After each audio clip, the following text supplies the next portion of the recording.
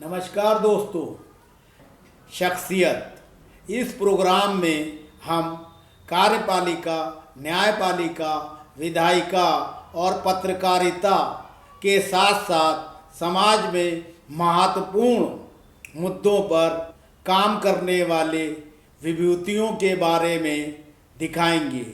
हम ऐसे व्यक्तित्वों का इस प्रोग्राम में साक्षात्कार करेंगे जिनसे प्रेरणा लेकर हमारे देश के युवा अपनी ज़िंदगी में भी कुछ कर सकें। व्हाट्सएप नंबर 9540297770 पर बताएं कि ये प्रोग्राम उनको कैसा लगा और वो किस तरह की शख्सियत इस प्रोग्राम में बुलाना चाहते हैं। नमस्कार दोस्तों, उत्तर प्रदेश विधानसभा चुनाव का बिगुल बज चुका है। आदर्श आचार संहिता लग गई है। सभी राजनीतिक दल दमदार प्रत्याशियों की खोज में लगे हैं। जातीय समीकरण बिठाने में भी समाजवादी पार्टी, भाजपा, कांग्रेस, बहुजन समाज पार्टी और सभी पार्टियां लगी हुई हैं और किसी भी कीमत पर प्रतिष्ठा का विधानसभा चुनाव उत्तर प्रदेश का हर आदमी जीतना चाहता है। लेकिन अक्सर पार्टियां कई बार ज़मीनी कार्यकर्ताओं या ज़मीनी नेताओं को दरकिनार करते हुए चाटुकार और धन बल और बाहुबल और जातीय समीकरण को देखते हुए प्रत्याशी चुनाव मैदान में उतारते हैं। इस बार नोएडा विधानसभा क्षेत्र संख्या 61 से chartered accountant, advocate, company secretary, उद्योगपति, समाज सेवक ध्रुव अग्रवाल चुनाव मैदान में उतरना चाहते हैं। लेकिन भारतीय जनता पार्टी, कांग्रेस, बहुजन समाज पार्टी, आम आदमी पार्टी और भाजपा किसी भी कीमत पर ऐसे योग्य व्यक्ति को टिकट देने के मन बनाती हुई दिखाई नहीं दे रही हैं। ध्रुव अग्रवाल जी अब क्या करेंगे, इन चीज़ों को जानने के लिए उनसे मुलाकात करते हैं। तो आइए मिलते हैं ध्रुव अग्रवाल जी से। नमस्कार। नमस्कार साहिल जी, नमस्कार। सबसे पहला सवाल ये है कि विधानसभा चुनाव लड़ने का मन में आपके ख्याल क्यों और कैसे आया?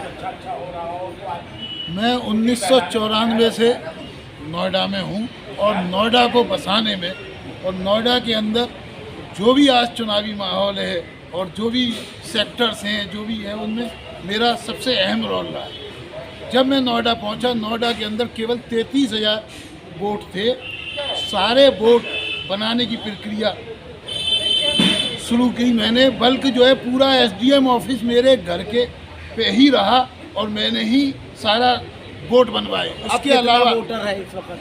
इस समय नोएडा के अंदर 16 लाख वोटर है, जिसमें से 9.5 लाख पुरुष और 7.5 लाख सवा 7 लाख महिलाएं हैं। तो आप जैसे कर्मठ आदमी को, इतने प्रभावशाली आदमी को किसी भी पार्टी ने, बहुजन समाज पार्टी हो, सपा हो और चाहे भाजपा हो, कांग्रेस हो, इतने टिकट अभी तक नहीं दिया? क्यों आपने प्रयास नहीं किया कि उन लोगों ने आपको दरकिनार किया?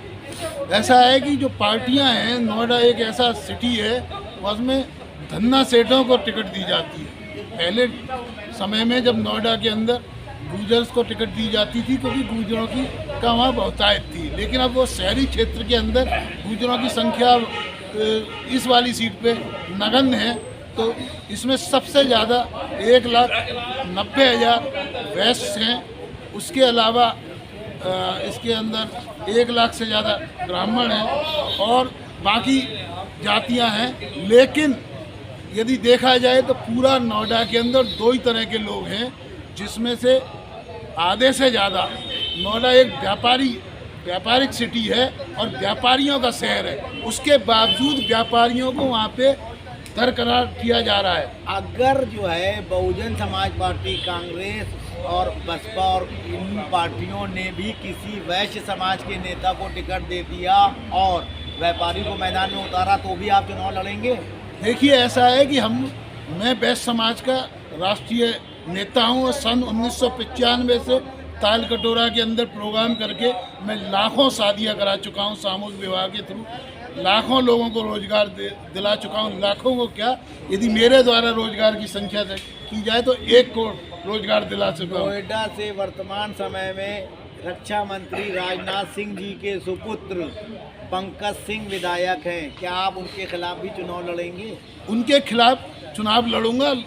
लास्ट टाइम भी हमने उनकी खिलाफत की थी, लेकिन उसके बाद में हमारे यहाँ पे बाद में हमने उनको जब राजनाथ सिंह की पूरी परिवार हमारे घर पे आया और उन्होंने कहा कि भाई ये जो है पंकज सिंह आपका ही बेटा है और इसको वैश्य समाज गोद ले ले। तब बहुत विरोध हुआ था, तब ये वादा किया गया था कि अगली बार आप लड़ना, एक बार इनको मौका दीजिए। लेकिन हालत ये है कि आज 4.5 साल क्या 5 साल ही होने को आए कि एकमात्र ऐसा विधायक है जो इसका मोबाइल नंबर शहर के किसी आदमी के पास नहीं है।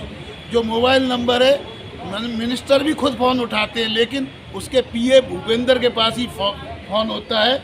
और पूरे साल के अंदर उसकी मैंने 18 में बैठक कराई, अपने घर पे बैठक कराई, उसकी मिसेज की, राजनाथ सिंह की जो पत्नी है सुषमा सिंह जी, उन सब की मेरी मिसेज ने नोएडा के अंदर अपने सेक्टर 40 में बैठक कराई।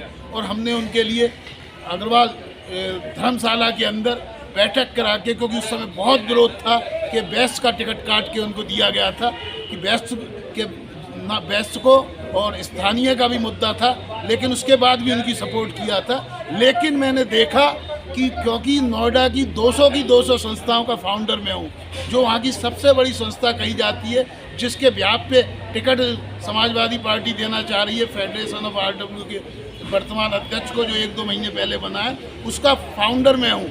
उस संस्था को जो नहीं बन सकती थी कि संस्थाओं की संस्था, ऐसी संस्था जो कि सारी RWA की जो फेडरेशन है उसका मैंने रजिस्ट्रेशन कराया, फाउंडर था और काम किए। जितने पार्क बने हुए हैं नोएडा के अंदर, वो सब कुछ अखबार के अंदर आया हुआ है। जो वहाँ पे कोई ऐसी प्लानिंग ही नहीं थी कि कोई मंदिर मस्जिद गुरुद्वारा बन सकता था, वो सब भी मैंने बनाया। उसके बाद में जो केबल ऑपरेटर्स की लड़ाई थी, 9/9/2001 को DD1 से न्यूज आई कि एक युवा ध्रुव अग्रवाल ने सारे मीडिया नेटवर्क को, GTV को, स्टार TV को, पीटर मुखर्जी जो इंद्रानी का हस्बैंड है, इन सबको नोएडा मेरे से मीटिंग करने आना पड़ा, क्योंकि डिस्ट्रिक्ट मजिस्ट्रेट और उस समय के माफिया एंटरटेनमेंट की हरिशंकर तिवारी जी ने कहा, ध्रुव अग्रवाल जी, उस समय DP यादव ने मेरे नाम की टिकट की भी घोषणा कर दी थी, लेकिन सभी लोगों ने कहा कि ये DP यादव जो है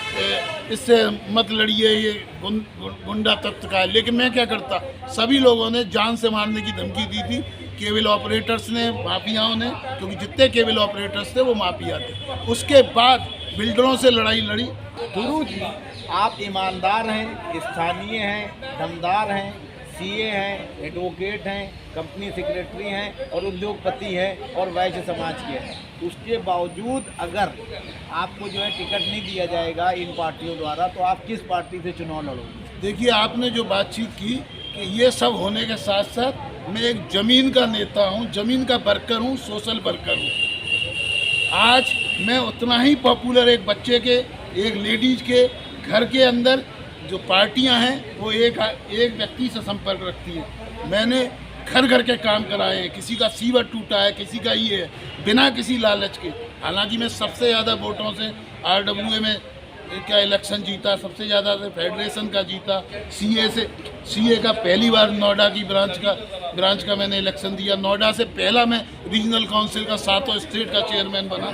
उसके बावजूद आज भी मैं ज़मीन पर काम करता हूँ। मेरे को कोई लंबी कार की दरकार नहीं होती, मैं पैदल भी, मेट्रो में भी, बस पे भी, स्कूटर पे भी और सड़क पे पैदल चल के भी मैं काम करता हूँ। और इस समय 300 पार्टियों का हमने एक गठबंधन बनाया था, जिसको हमने अर्थक्रांति, ये अर्थक्रांति धर्म युद्ध हमने आज से 21 साल पहले सन 2000 में हमने किताबें पब्लिश की थी कि भारत की तस्वीर कैसी होगी। हमारे साथ KC अग्रवाल जी थे, अटल बिहारी वाजपेयी के खिलाफ उनको लड़ाया भी, लेकिन वो अब कोरोना में भगवान को प्यारे हो गए। तो पूरा जो दायित्व है वो हमने पूरा आंदोलन चलाया कि संविधान में, और सारे व्यापारियों का राष्ट्रीय नेता होने के नाते 1